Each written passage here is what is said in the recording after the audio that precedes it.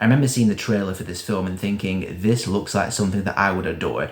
It's set in the 1980s in a British seaside town, and it looks like it celebrates cinema, and that's all I've really heard about this film, is that it's Sam Mendes' ode to cinema. And it kind of is, in parts. What this film's actually about is Olivia Colman, the deputy manager of this cinema, has mental problems, which she's trying to deal with, and Michael Wood's character, a new employee at this cinema, suffering racism pretty much everywhere he goes. And the film's just really about the characters trying to deal with that stuff.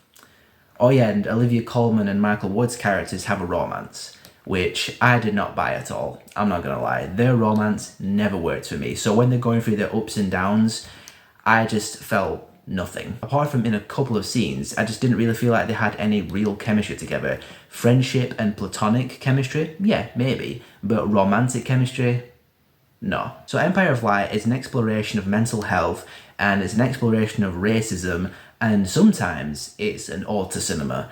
It tries to do a few things, but it never fully sticks the landing on either of them. The film goes along and, Olivia Colman's depressed and she starts, kind of enjoying herself a little bit with Michael Wood, and she's getting a bit happier, and you're like, okay, I can see something in here. It definitely has sparks. There are moments in here where I can see the excellence. I can see it, and I just want it to just come forth and just really wash over me and just enthrall me in it, but it just never does. The cinema scenes, like when they're just hanging out in the cinema and just working there, I enjoyed those scenes because I love the cinema. I love the environment of this particular cinema. Like the set design is really great with the 1980s, design of the floors and the carpets and the ceilings and the curtains and whatnot. But I mean, set design doesn't make for a really good film. Really, does it? I mean, imagine someone saying, oh, that film is a 10 out of 10. Why? The sets were awesome. It just doesn't go down like that, does it? It goes the tender route with its emotions, which I can appreciate. I adore a good, tender, emotional film.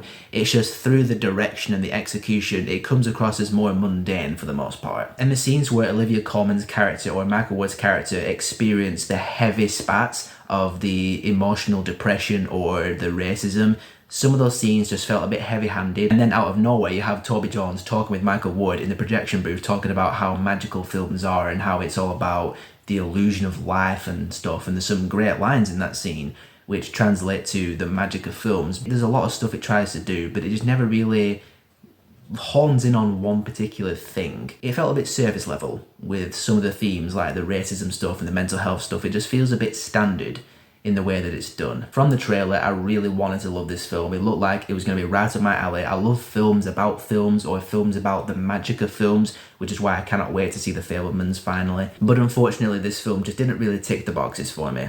And it's a bummer because of how good it looked from the trailers and the talent involved, both on screen and off screen. But generally speaking, Empire of Light was less than the sum of its parts.